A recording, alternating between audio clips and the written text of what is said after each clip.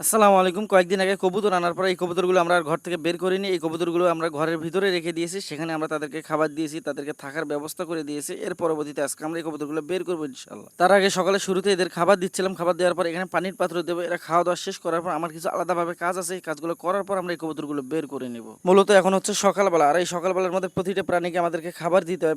প্রাণী বলতে আমরা যেই সবগুলো পালন করি হচ্ছে হাঁস, মুরগি, গরু, ছাগল এদেরকে আগে খাবার দিতে হবে। এর পরবর্তীতে আমাদের বাকি যে কাজগুলো রয়েছে এই কাজগুলো আমাদেরকে করতে হবে। তো সর্বপ্রথম এখন আমরা গরুকে খাবার দেবো। তো গরুর খাবারের পাশাপাশি আমরা একটা জিনিস অ্যাড করেছি। এখানে যে দুইটা ফিডের বস্তা দেখতে পাচ্ছেন, এই দুইটা ফিডের বস্তা হচ্ছে তীর কোম্পানির, মানে তীর ফিড। একটা হচ্ছে গাভীর আর একটা হচ্ছে ষাঁড়ের। এই দুইটা আমরা দুই গরুকে আলাদাভাবে দিয়ে থাকি। আর বাকি যে খাবারের কথা বলেছিলাম এর আগে, এই খাবারগুলো আমরা একসাথে মিক্সড করে নিই। মিক্সড করার পরে ফিড সহ আমরা একসাথে মিক্সড করে এই গরুকে খাওয়াই। মিক্সড করে খাবারের তালিকায় কি কি আছে এটা আবারও দুই একজন জিজ্ঞাসা করেছিলেন। তো আমি যেহেতু এর আগে বলেছি তা আবারও বলছি, এই খাবারের মধ্যে আমাদের কি কি উপাদান দেয়া থাকে। প্রথম দিকে আমাদের এই উপাদানের মধ্যে দেয়া থাকে হচ্ছে গমের মোটা ভুসি, ধানের গুঁড়া, ভুট্টা ভাঙা। এর পরবর্তীতে আমরা প্রোটিনের জন্য দিয়ে হচ্ছে সয়া মিল। আর পাশাপাশি আমাদের এখানে ফিড দেওয়া থাকে, মানে খুদের ভাতও পর্যন্ত আমরা এখানে দিয়ে দেই। তো আলহামদুলিল্লাহ আমাদের খাবার দেওয়ার কাজটা প্রায় শেষের দিকে। তো এখন যে গরুটা দেখতে পাচ্ছেন, মানে ষাঁড় গরুটা, এই গরুটা কয়েকদিন থেকে আমাদেরকে মানে খুব একটা মানে টেনশনে ফেলাই দিয়েছিল। টেনশন বলতে বেশ 2-3 দিন এই গরুটা একেবারে খাবার খাওয়া বন্ধ করে দেয়। তো আমরা প্রথমে বুঝতে পারিনি, আমরা হয়তো ভেবেছিলাম যে এই গরুটা হয়তো জ্বর আসতে পারে, কিন্তু পরবর্তীতে আমরা দেখতে পেলাম যে এই গরুটার যে দাঁত রয়েছে, মানে এই দাঁত উঠে যাবে, এই কারণে দাঁতগুলো নড়াচড়ার কারণে হয়তো ব্যথায় সে খেতে পারেনি। তো আমাদের খাবার দেওয়া শেষ হওয়ার পর আমি একটা কাজ করতেছিলাম, সেটা আপনারা দেখতেই পাচ্ছেন যে এই যে এখানে যে আমি যে আপনার হচ্ছে যে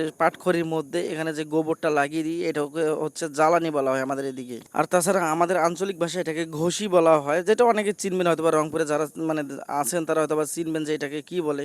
তো যাই হোক, সচরাচর এই কাজটা আমাদের বাড়িতে সব সময় করা হয়। এই কাজটা আমাদের রান্না করার জন্য এই মানে এই জ্বালানিটা তৈরি করা হয়। এর পাশাপাশি আমরা এটা বিক্রি করে থাকি প্রতি পিস 2 টাকা হিসেবে। ছোটবেলা থেকে এটা বানানোর অভিজ্ঞতা আমার বেশ ছিল। আমি যখন একেবারে ছোট ছিলাম, মানে যখন বুঝি আর কি, তখন আমার মা এইটা বানাতো। বানানোর পাশাপাশি আমি এখানে যে পাটখড়িটা রয়েছে, এই পাটখড়ি একবারে ছোট ছোট আকারে 4 টুকরা করতাম একটা পাটখড়ি, এবং সেগুলোতে গোবরগুলো আটকিয়ে এগুলো আমরা বিক্রি করতাম, মানে 1 টাকায় 4টা পর্যন্ত বিক্রি করতাম। মানে এটা আমার মনে আছে। তো অনেকদিন থেকে ট্রাই করতেছিলাম, মানে অনেকদিন পর ট্রাই করতেছিলাম যে আসলে এটা পারি কিনা। না, দেখলাম যে একেবারে পারি না। এখন কোনোভাবে এটা পাটখড়ির মধ্যে আটকাতে পারতেছি না। মানে এটা যাই হোক, এটা তো আমার কাজ না, মানে এটা আমি শখ করে দেখতেছিলাম যে আসলে এটা পারি কিনা। অনেকদিন আগে করেছিলাম, সেটা আজকে দেখলাম। তো যাই হোক, আলহামদুলিল্লাহ আমরা কবুতরগুলো বাইরে বের করে ফেলেছি। তাই এখন এখানে 5টা কবুতর দেখতে পাচ্ছেন। আমরা কিন্তু এনেছি টোটাল 3 জোড়া কবুতর, মানে 6টা কবুতর। তো 6টা কবুতর থেকে 5টা কবুতর হলো কিভাবে সেটা একটু বলি। যেদিন আমরা এই কবুতরগুলো নিয়ে আসি তখন বলেছিলাম যে একটা কবুতর সে বাড়ির মধ্যে থেকে গিয়েছিল, তারা পরবর্তীতে আমাকে এই কবুতরটা দিয়ে আসবে। সেদিন রাতে সেই কবুতরটা আমাদের বাড়িতে নিয়ে আসে এবং অন্ধকারের ভিতরে এই ঘরের ভিতরে কবুতরটা